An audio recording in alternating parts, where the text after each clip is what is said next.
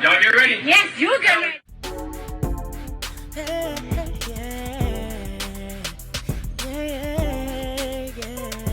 If you want the latest news in the streets, join us and tune in for the tea. Breaking news with integrity. So tell your friends and your family. It's the Lovelyti TV show, bringing you good tea and good vibes. It's the Lovelyti TV show. Be sure to share, like, and subscribe.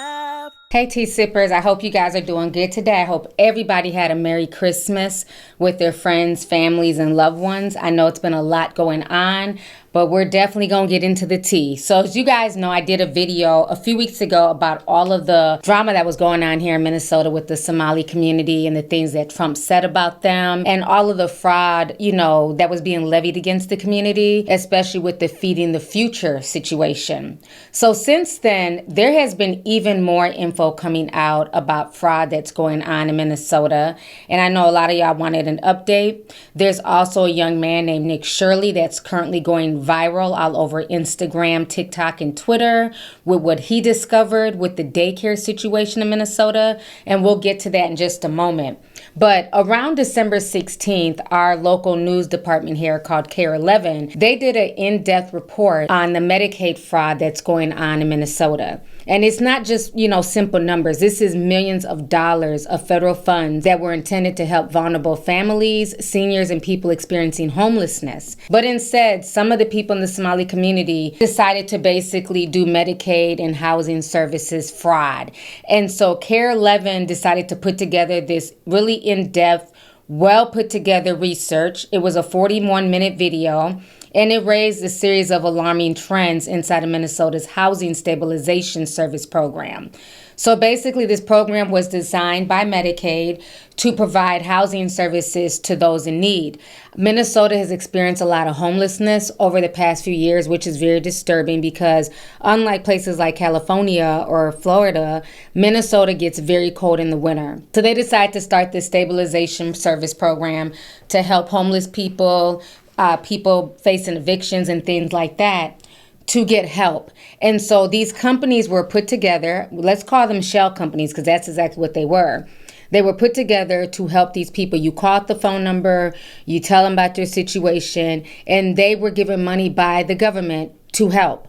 But instead, what these people did was pocket the money, go on luxurious trips, buy cars, send money back home to Somalia, build homes in Kenya. So the fraud is insane. And the warnings for this have been going on for the past 2 years. But because of all the light, because of Donald Trump and all the drama that's going on, they have been doing more deep investigation.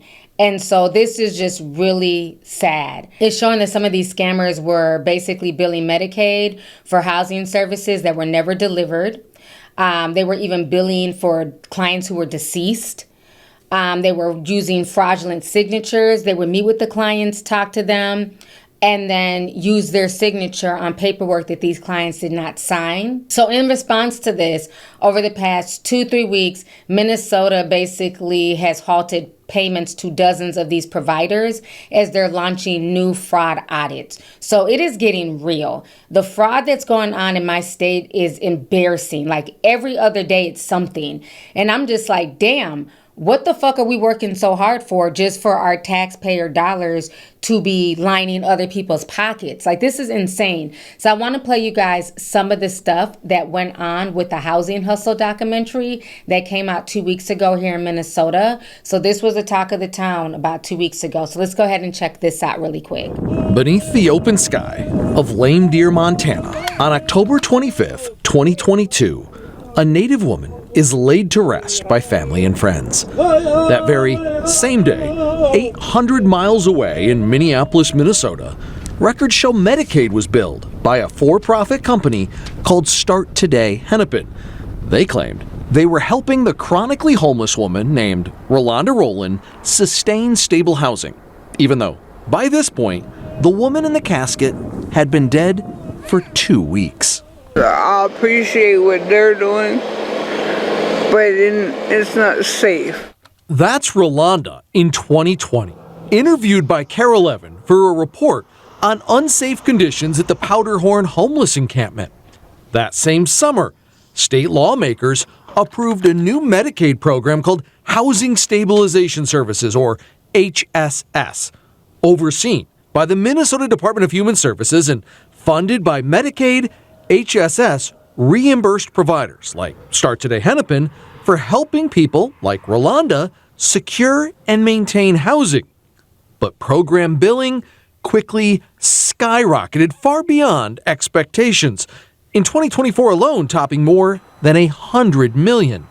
And for some, that growth still wasn't fast enough. March 24th. Senator Fate, Senate File 2741. A bill that will address a critical delay in access to housing stabilization services, also known as HSS. It's March 24th, 2025, and Senator Omar Fate is sole author of a bill he said would speed up access for people to be approved for HSS.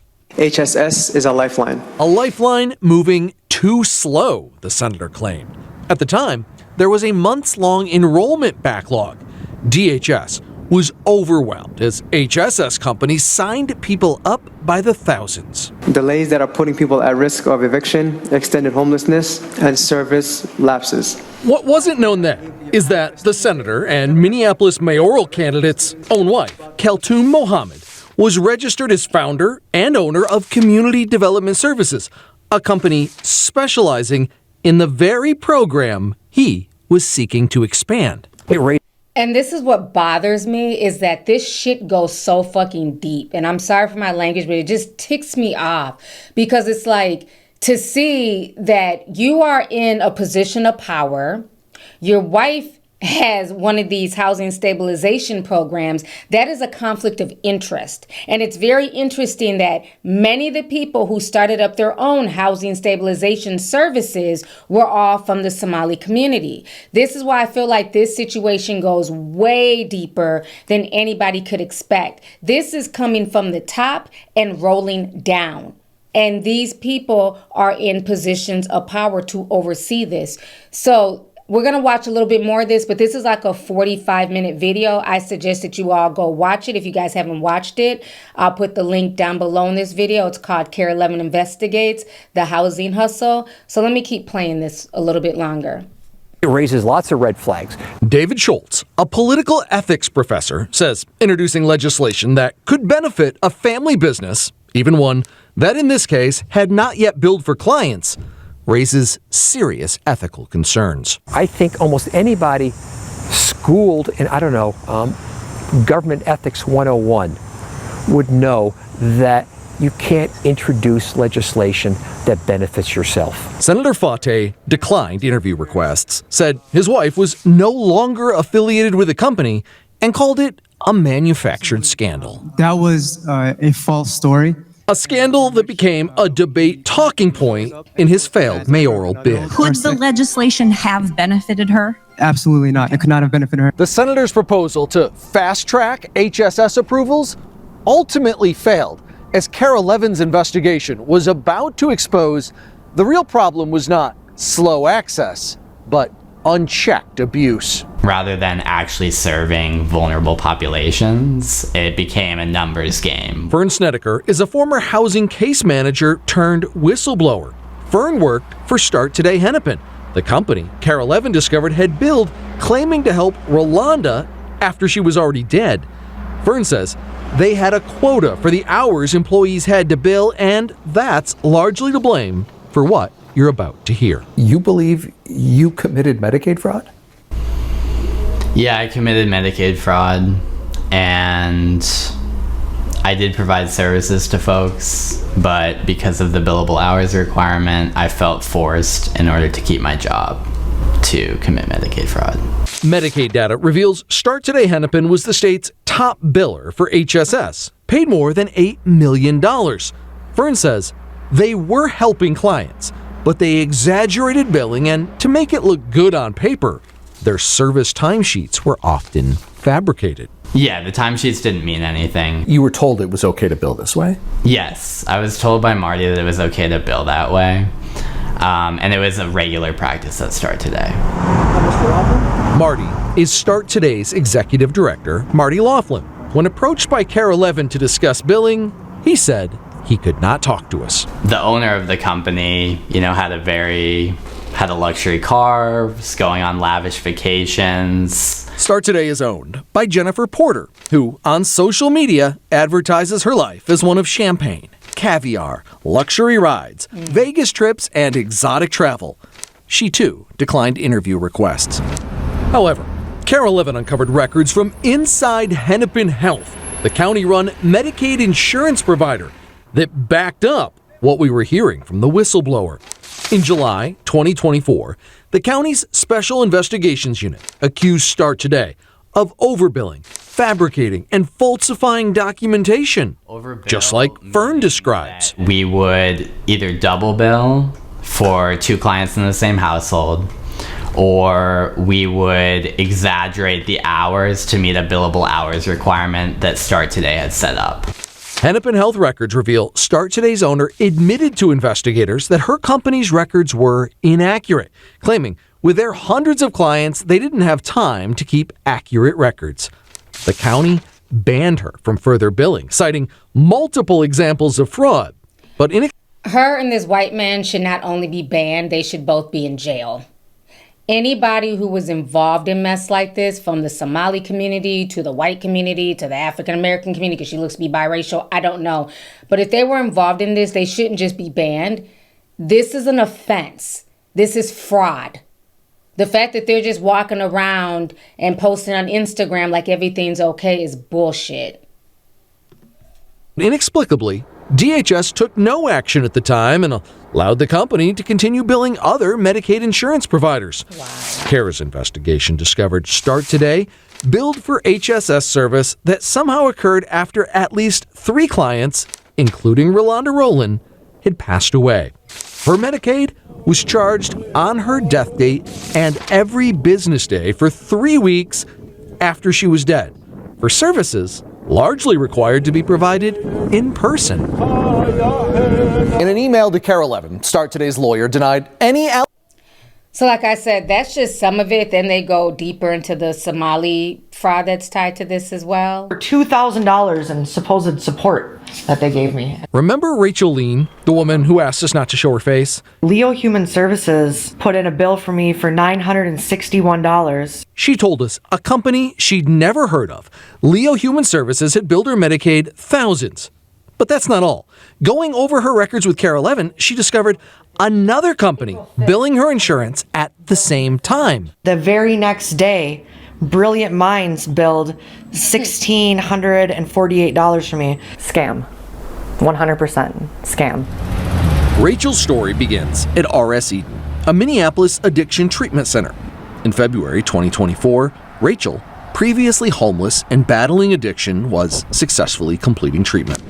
She'd already signed this lease for an apartment, a new start on a sober life with her young son. A friend told her Brilliant Minds, an HSS provider, could help. She texted the Brilliant Minds contact, Aiden, saying she had already found a place and, at this point, I need help getting things for my apartment, like a vacuum and cleaning supplies. We got you for sure, she was told. They weren't helping you find housing? No, not at all. Then came this text. Hello, my name is Mohammed, and I am your direct housing coordinator from Brilliant Minds. There's some back and forth texts about setting up a meeting that Rachel says never happened. I never met with them. I never did any type of housing plan. Unbeknownst to Rachel, Brilliant Minds began billing Medicaid. Hundreds and thousands of dollars. Claiming to help her find housing. At Carol Levin's request, Rachel emailed Brilliant Minds asking for her detailed records. They show Mohammed met with Rachel in person on March 8th for 3 hours, from 9 a.m. to noon, and they spent a quality amount of time getting to know one another.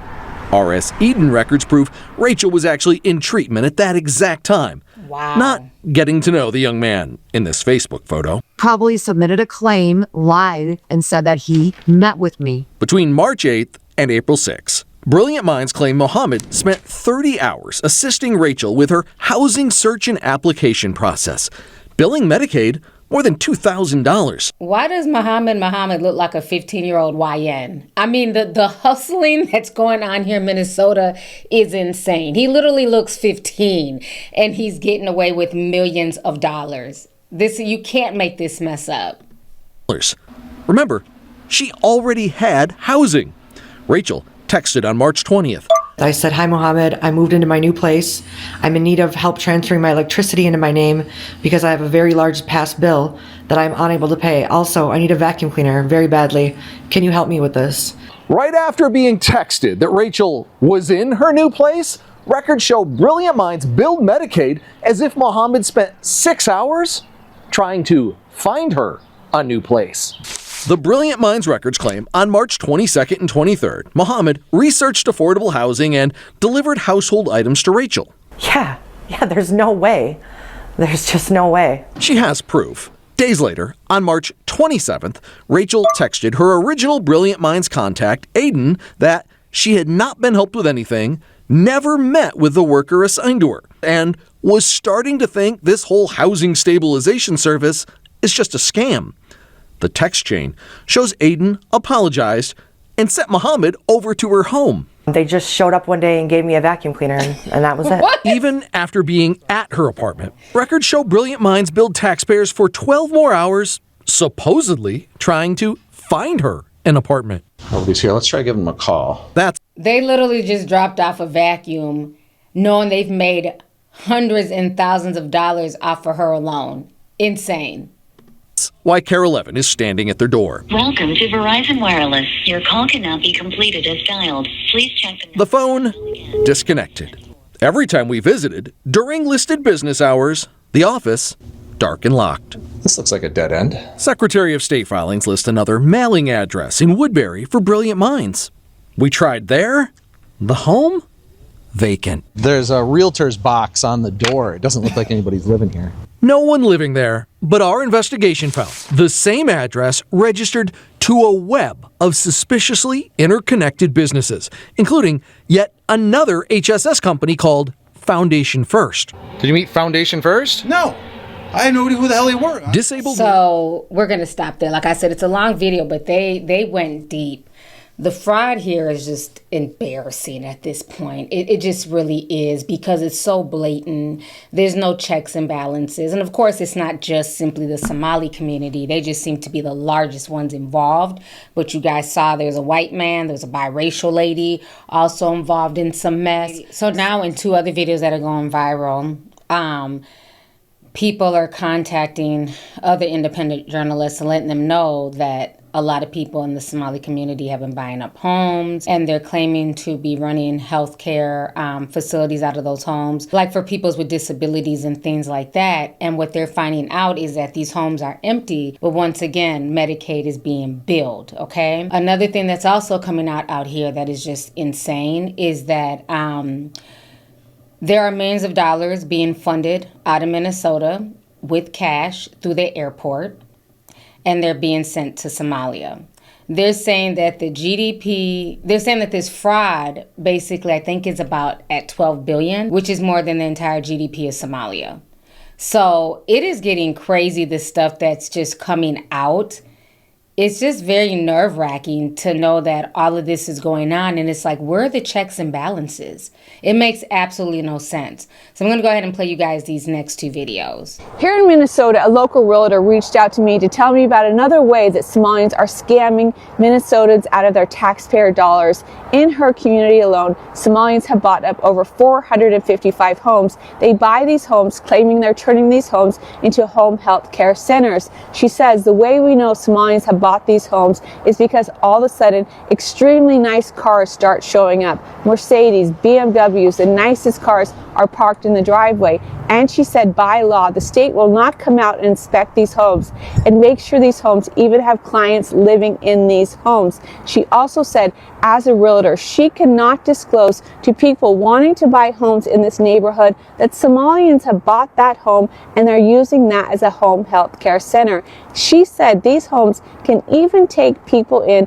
who've just been released from jail, and the neighborhood does not need to know about this. But she says many of these homes do not even have clients in them.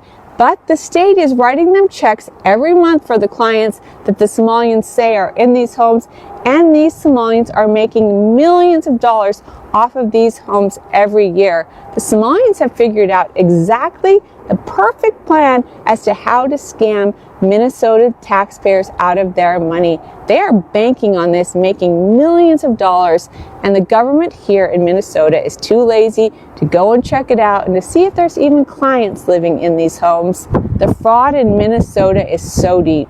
Let me know your thoughts on this one. So this is the one about what's going on at the airport. This is going viral as well in Minnesota.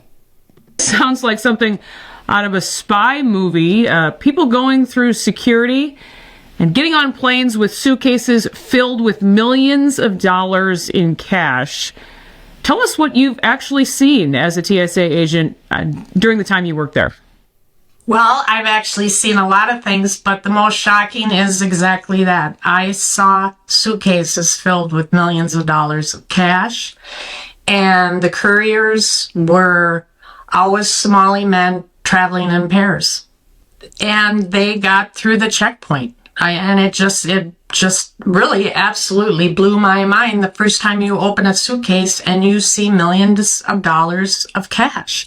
And typically what would happen is a Leo or a law enforcement officer would come, check their credentials. I don't know what kind of questions they asked them, but their IDs were always documented, and probably their plane tickets as well. So there is a trail of that out there, and I would believe with all the cameras at the airport that if they started there, they could probably find each and every individual that brought money through the checkpoint. Why did you want to come forward and share your story?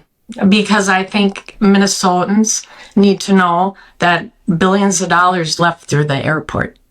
And it was cash. It was literally suitcases full of cash. Even fraud in Minnesota is now making national headlines. It still seems, though, like elected officials aren't really doing anything about it or trying to ignore it. It is so frustrating. It was frustrating when I was a TSA agent, and it's certainly frustrating now watching the state's administration doing what they're doing. Walls and Omar, honestly, they should both resign in shame. So because of her going viral and speaking on that situation, what a lot of people don't understand is that they've been talking about this since around 2017. The fraud going on at the airports with some Somalis taking money back home. So I'm going to go ahead and play you guys this video that came out a few years ago that's now going viral on TikTok about how money is being moved from Minnesota to Somalia. So check this out. A fraud suspected of costing Minnesota taxpayers as much as $100 million a year. Our reporting is based on public records and nearly a dozen government sources who have direct knowledge of what's happening. These sources have a deep fear, and there's evidence to support their concerns that some of that public money is ending up in the hands of terrorists. We begin at Minneapolis-St. Paul International Airport, where mysterious suitcases filled with cash have become a fairly common carry-on. It's the morning of March 15th. We're chasing a tip about a man who's leaving the country. Our sources tell us he just took a carry-on bag through security that was packed with $1 million cash. You can do that as long as you fill out one of these government forms. We're told these cloak and dagger-like scenarios now happen almost weekly at MSP International. The money is usually headed to the Middle East, Dubai, and points beyond. Our sources say last year alone, more than $100 million cash left MSP in carry-on luggage. What we were interested in is where it was going. The national go-to expert on what's behind these mysterious money transfers is Glenn Kearns. He's a former Seattle police detective who spent 15 years on the FBI's Joint Terrorism Task Force until his retirement. It's an outright crime. It's unbelievable. Kearns tracked millions of dollars in cash that was leaving on flights from Seattle. It was coming from Hawalas, Businesses use to courier money to countries that have no official banking system. Some immigrant communities rely on hawalas to send funds to help impoverished relatives back home. Kearns discovered some of the money was being funneled to a hawala in a region of Somalia that's controlled by the Al-Shabaab terrorist group. So I talked to a couple sources who had lived in that region, and I said, if money is going to this hawala, do you think it's going to Al-Shabaab? And he said, oh, definitely. That area is controlled by Al-Shabaab, and they control the hawala there. He says when the money arrives, whether it was intended for legitimate purposes or not, Al-Shabaab or other groups demand a cut. As Kearns dug deeper, he found that some of the individuals who were sending out tens of thousands of dollars worth of remittance payments happened to be on government assistance in this country.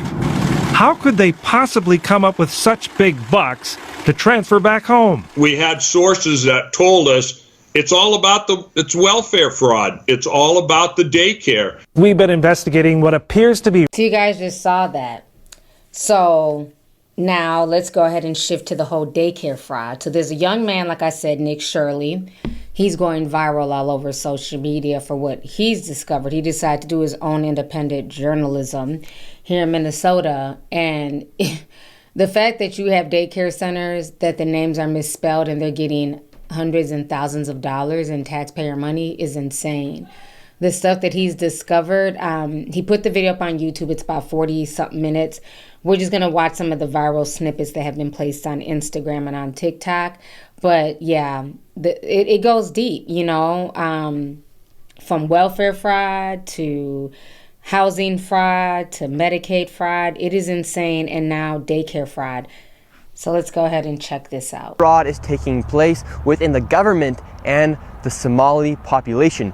Here, this building alone, Quality Learning Center, is a daycare, yet they spelled learning wrong and they said leering. This daycare alone in 2025 has received $1.9 million from the government. And the strange things about these childcare centers is there's no one here right now. It's midday on a weekday. If you were to try to go inside, it's completely closed and the windows are all blacked out. No one's working, midday, children should be in here, and this place is licensed for 99 children, and this is the outside. There's no windows, no nothing, and like I said, imagine being licensed to take care of 99 children and you can't even spell learning properly. They're basically laughing in the face of Minnesotans at this point. They literally spelt the word wrong on their sign. This is open and blatant fraud taking place here inside of Minnesota. The government is complicit with this, and this is just one of the hundreds of child daycare centers here inside of Minneapolis being ran by the Somali population. It's sad that it's happening here in Minnesota, and it stinks that it's happening and it's being labeled on the Somali population. However, that's just the facts of what's happening here inside of Minnesota. $1.9 million for this daycare center that can't even spell learning right. I knocked on the door, and to my surprise, somebody actually answered the door. Hello? Can we speak? Yeah. I would like to check a child in the daycare. Why? Can I speak to a manager? Where can I get paperwork to? How do you tell somebody why when you're running a daycare center? Why is her first response is why? Maybe because it's a daycare and I want to check my child into it? This is insane. File for my son. I wanted to put my son Joey in daycare. And after a few questions, the lady went silent. Looks like little Joey Shirley ain't going to daycare here. And now where are we going? Now we're going to Sweet Angel Child Care. We're in the middle of a strip mall here inside of this neighborhood. In fiscal year 2025, this facility, which has its license for 74 kids, was paid $1.26 million in tax money. And there are no kids, and all the facilities are the same way, all of them. Let's see if anyone opens. Yeah, let's see. Once again, I try to find a spot for my son Joey, and they would not open the door. I want to put my son Joey in daycare. Cause I need a spot to put my son Joey. Why do they keep saying why? And this is a daycare center. What do you mean why? This is insane. Yes. Is this your daycare center? No, so I work there. What's happened? I just want to put a child in daycare, but all the daycare centers seem to be closed. No one's opening the doors. You work here? I was, yeah. What's happened? Where are the kids? Yeah? It says it's licensed for 74 children. Right here, state of Minnesota. Where are the kids? They got paid $1.26 million in fiscal year 2025. It says they have a capacity for 74 children. When? No, when? Where are the kids? Right here. State of Minnesota website. You work here and you don't know? I don't know. I was there before. I don't know what's going on. Were there any kids when you worked here? He's there. Kids there. How many? I don't know. You don't know? Yeah. You worked here. Okay, well then you're not of any help. Can I put my son in a daycare here? No, I don't know. Can I speak to someone? No, I don't know. No?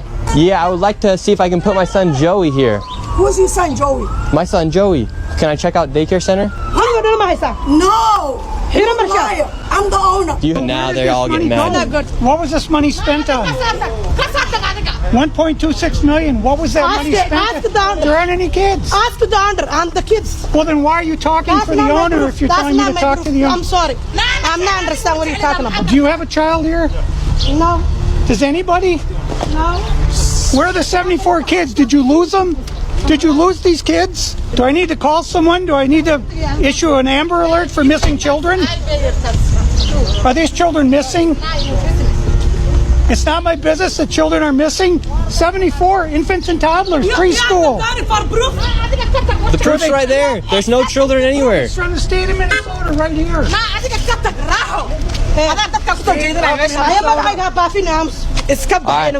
think we're moving on to the next location. Have a good day. And now they're all getting mad. Children here in your child care? Which child care name is a lot of Minnesota Child Care right here. It's from the state of Minnesota's website. We're just wondering where the children are. Where the children are? Yeah, where are the children? It says you have 102 children here, and you got $2.66 million this year in funding, and $2.5 million last year. We're just wondering where the kids are. And who are you? My name's Nick Shirley. Nick Shirley. And where are you? Which department? Oh, we are from ourselves. Yeah. Hello, we'd like to ask where the money's going. Look at that. Shut us down. Where are the children at? No children inside of this daycare center. And look at this daycare center right here. No children inside of this daycare center. But between those buildings, over $2.6 million. Nick Shirley reveals daycare fraud. A daycare that claims to accommodate 74 children has received $126 million in taxpayer funding. What's shocking is that the daycare hasn't taken in any children at all. However, this money was not used to help any children in need. Reporter Nick Shirley personally visited several daycare centers in Minnesota owned by Somalis and tried to enroll his son. He discovered that these centers were nothing but shell operations. The staff refused to provide any useful information. Some daycare workers couldn't even explain why the facility, which claimed to accommodate 74 children, had no children at all. When the reporter asked, their response was simply, "I don't know." What's even more infuriating is that these daycare centers receive huge taxpayer funding every year. This revelation is both outraging and thought-provoking. Now, the thing that's crazy about this is that Nick Shirley's going viral, but people have been talking about daycare fraud in Minnesota for a while now. I remember back in 2018, I have an article here. Let me show y'all. And so back in 2018, as you guys see, Somali child care providers pushed back against fraud and terrorist allegations. Okay, this was in 2018. And so there's been a lot of people talking about this for a while, about how the daycare system in Minnesota is being used and what's going on. And so the news was covering this about 2 months ago, doing an update, because this has been going on. Honestly, this conversation has been happening for about 12 years. An African-American woman went viral on TikTok talking about this back in October, about how she tried to enroll her child in the 24-hour daycare program in Minnesota and how she was refused entry. Let me play you guys that clip really quick, and then we'll watch the news report from 2 months ago. And I believe because of this news report is what made Nick Shirley go and do his own investigation as well. So let's go ahead and check these out. Tried to send my child to one of the 24-hour daycare centers because this is the only 24-hour daycare in Minnesota. The Somalis would not give me a tour. Like, they did not want me to bring like my kids to their daycare, and it was because they was doing daycare fraud. Come to find out, And another thing with them, they made it very clear that their only agenda is to benefit the Somali community. Like, I tried to send my child to one of the 24-hour. So like I said, this went viral back in October. So people have been talking about this, daycare fraud for years. Nick Shirley, I guess he has a big following, so he brought more light to it. But this has been discussed in Minnesota for years now. Because like I said, she was talking about this back in October. And I remember them talking about this in 2018. And so let's watch the Care 11 news clip on this from 2 months ago. You work hard for your money, and we are committed to tracking your tax dollars. That includes the millions meant to take care of the youngest Minnesotans. Investigations into the state's child care assistance program date back years. CCAP is part of the Department of Children, Youth, and Families. Now, we're working right now to get updated numbers, but the DHS Office of Inspector General has told us there are 62 active investigations into CCAP providers. There are 80 kids in there? No. After school?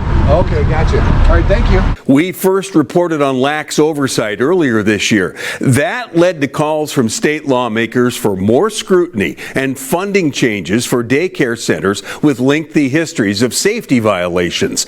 A whistleblower told reporter Jay Coles he discovered fraud in the CCAP program more than a decade ago. In January, we found the Quality Learning Center daycare in Minneapolis had 95 safety violations between 2019 and 2023, according to state DHS records. It was even placed on a conditional license in 2022. Yet the daycare received $7.8 million since 2019. And between 2021 and 2023, another daycare called Minnesota Child Care Center had 36 serious safety violations, but was still paid more than $11 million in taxpayers' money. And I think you're probably aware of the Channel 5 investigation that's just showing a lot of problems. Which caught the attention of state lawmakers who asked state regulators some tough questions. It's interesting to me that a news reporter can come up with a lot of this information, and yet afterwards, I'm not sure what the state agencies are doing to prevent this. Fraud is a crime. But troubles with the CCAP program go back more than a decade. Did you raise your concerns to the Department of Human Services? Yes. I spoke with the Office of Inspector General numerous times. I talked with this whistleblower whose identity we're protecting because they still work as an auditor, who was hired as a Ramsey County forensic auditor to investigate fraud in the CCAP program. We were the ones that came up with $100 million a year in CCAP fraud in 2013. The team of investigators uncovered 4 daycare centers exploiting the CCAP program, all of its owners charged with fraud in the CCAP program. And the whistleblower says there were dozens more. How much fraud is there? We identified 60 some odd suspicious cases, other cases. But the whistleblower says nothing ever happened with those 60 other cases. Personally, I want to know why. I think this is a much bigger issue than just a handful of bad actors. This runs deep and runs all the way to the top of some departments and agencies. So if you and your investigation found 60 cases in the CCAP program that were questionable, they could be combined over $100 million. Yes, easily. And when this was all given to state lawmakers? You alerted them 12 years ago to this problem. And your response and your reaction to what's going on now is what? I have been in shock that nothing has been happening except for the last couple of years. There are so many agencies that should have oversight of this. Despite charges in those older cases, prosecutors have not announced charges in the newer investigations. We, of course, will be watching them closely for you. The fraud here has been going on for years, and it's now being brought to light even more because of social media, because of Donald Trump's rant. But it's not just Minnesota. Y'all not just gonna kick, okay? Y'all not just gonna kick my state in the back of the head, okay? It's going on in a lot of other states as well. And unfortunately, it seems like it's being tied to the same community. Others in other states are also doing their own investigations, and they're finding fraud going on also. So these videos are starting to go viral on social media as well. Oh yeah, the Somalians have it figured out in Columbus. I went to the Walmart on Georgesville to see if I could see people filling their carts or just kind of see what I could see. It's not the way they do it. They've got it figured out way better than that. Every single Somali restaurant has a grocery store right next door or within eyeshot of the restaurant. The specific one I went into today had it attached to the restaurant. And wow, what an adventure that was. Stay tuned for more on that. Anyways, the grocery store and the restaurant were the same building. So they don't have to go to a Walmart or a Sam's Club or a Costco necessarily. They can just order everything they need to their grocery store that's right next to or attached to the restaurant that they also own and never have to fill a single cart. And I guarantee you, if you looked at the records of those grocery stores, they lose tons of money every year, and it's probably used as a tax write-off because those groceries are being funneled into those restaurants, with a daycare center on the opposite side. And that's the common trend you'll see. There's restaurants, grocery stores, and daycare centers, and also home health care businesses. I can't forget the home health care businesses. Nakia was absolutely right. And the reason for the daycare centers I found out while I was at Walmart. 3/4 of the workers I saw working in Walmart, especially the cashiers, were Somali women. You gotta figure, if you have 2 or 3 wives that you don't have to claim, these women can go work at Walmart full time for $15 an hour and still qualify for food stamps as long as they have a couple kids, which you can guarantee you they at least have 2 kids. Hell, they average 7. Or same story as working as a home health care aide. They have most definitely figured out the system and how to take advantage of it. And Columbus doesn't break down its numbers like Minnesota, but if anything like the 88% of the Somali community is on social services in Columbus, I can only imagine how deep the fraud is. So I'm changing tactics and going back up Monday, and I have a couple ideas to see if I can't sniff a few things out. Thanks for tuning in. Come see Columbus, Ohio, fraud investigators. If you go to the government-assisted housing areas, you will find that most of the housing is Somalians. I would say about 80% of the government-assisted housing in Columbus is occupied by Somalians, and the parking lot is occupied with a whole bunch of brand new cars. And the women walking around have designer purses with EBT cards, and they have Apple iPhones stuck up in their hijabs. Yeah. And then go to the businesses that are owned by the men. Because see, what happens is when you have a restaurant or when you have a little corner store and you have a couple of wives and you only have to claim one, then that means the other wives get EBT cards, and you can use those EBT cards to buy food for your store or your restaurant. Yeah. Or what you can do is you can get a home health aid company. And then you only hire Somalians to work the home health aid.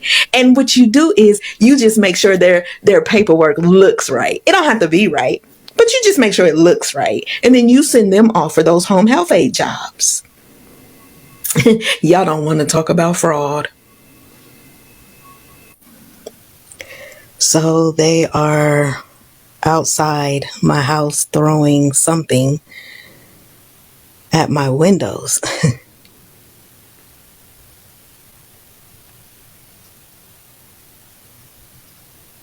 And no, I'm not going to go look out the window and take video and all of that. I'm not going to the window. That's what I think they want me to do, is go to the window. I'm more angry than I am mad, even though my heart is bouncing out my chest. I am angry because that is stupid. And it makes me also concerned because I live in a boarding house, which means there are other women in this house. How do you know exactly which window is mine? They got to be in this house to know. So I'm not going to play her whole video, but you see that after she went on her rant about what's going on in the Somali community in Columbus, Ohio, she got doxxed and intimidated. She's still on TikTok, though. That other man, who is from Columbus, Ohio, he also, showed the same thing. And what's very interesting is that the investigation that's going on in Minnesota is saying that this is the first time that they've heard of fraud tourism, where this is becoming an interstate thing. It's not just, it expands further than Minnesota. They're also looking into California and a few other states too, but they're now saying that this is like fraud tourism. People are coming to Minnesota just to do the fraud. It's gotten that bad. And this case is slightly different. This is an instance of what's essentially fraud tourism. Mr. Jefferson and Brown were residents of Philadelphia who had no connection to Minnesota, except for they heard that Minnesota and its Housing Stabilization Services program was easy money. And so they traveled to Minnesota, enrolled their companies, Chosen Runner LLC and Retzel Real Estate LLC, in the Housing Stabilization Services Medicaid program here in Minnesota. They then returned to Philadelphia and began submitting fraudulent claims to Minnesota Medicaid here, through which they obtained more than $3.5 million in fraudulent Medicaid payments. This fraud tourism is new, although we've heard of it as investigators here. I mean, these defendants came here not to enjoy our lakes, our beautiful summers, or our warm people. They came here because they knew and understood that Minnesota was a place where taxpayer money could be taken with little risk and few consequences. All right, so you guys just heard what that detective said. They've been on it as far as going into everything that's going on in Minnesota with a fine-tooth comb. This is what's been on our news. This is what everybody was talking about around Christmas, and it's just a lot. You know, it's a lot to deal with because a lot of us are hardworking people. You know what I'm saying? I know how much I pay in damn taxes, okay? And there's a lot of hardworking people in the Somali community as well. You know, but unfortunately, a few bad apples spoil the bunch. And, you know, my thing is this. The fraud doesn't just hurt Minnesota taxpayers. It hurts the entire community. These programs were meant to serve people who had fallen on hard times, people who need medical assistance, people who need daycare, you know what I'm saying, for their children. And so the fact that a small number of bad apples exploited the Medicaid and the housing services, they didn't just steal money, they stole trust. And they made the entire, and they've also made the entire Somali community look bad, because now a lot of people are giving the Somali community the side eye and equating them all with fraud, when I'm sure a lot of them weren't involved in it, but a majority of the people arrested are Somali, and we're not going to ignore that. So now, because of this fraud, the honest Somali providers, the ones who are actually doing the real work, who may really be running actual daycares, you know, they're going to be under suspicion. A lot of these payments are now being frozen for a lot of these programs, especially the HSS, as it should, until they, you know, investigate everything with a fine-tooth comb. You know, the fraud drains the public service programs and everybody loses. You have seniors waiting for care. You have people who are literally experiencing homelessness who are reaching out for help. You know what I'm saying? They're not getting it. You have disabled residents and their families waiting, you know what I'm saying, to get service, waiting to place their disabled family members in these housing programs. And they're not able to because these homes were bought just for a money grab, not because they're actually providing a service.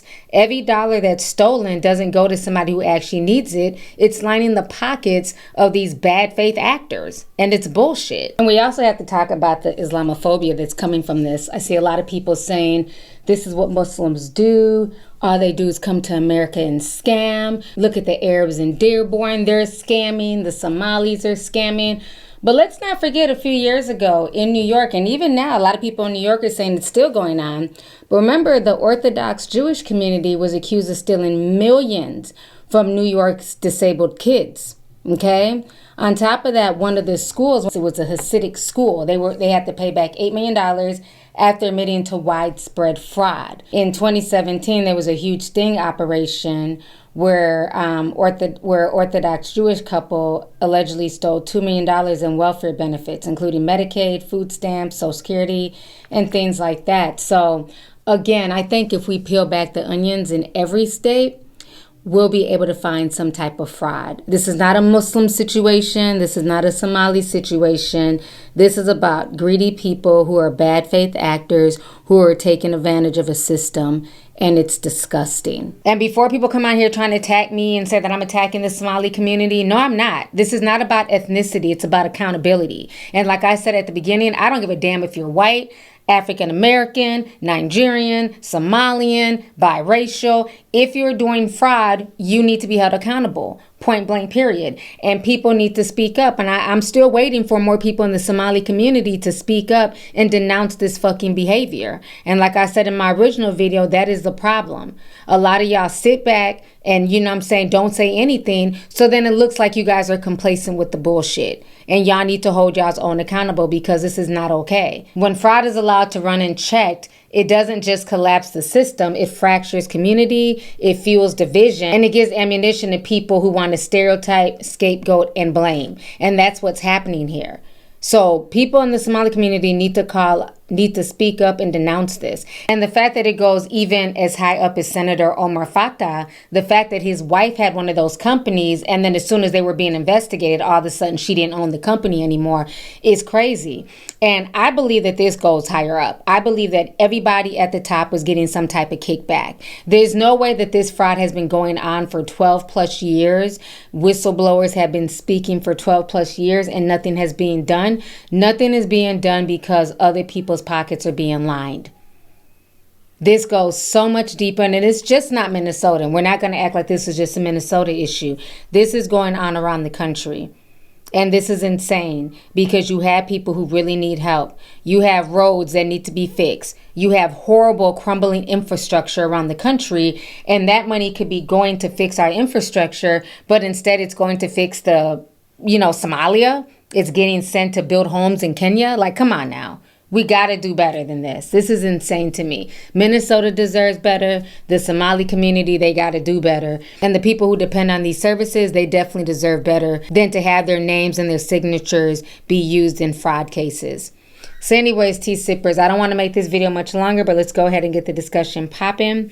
I want to know your thoughts on this entire story. How do you guys feel about the fraud that's coming out of Minnesota and what folks are saying about it? Please leave a comment down below. Feel free to share this video. I look forward to reading y'all's comments.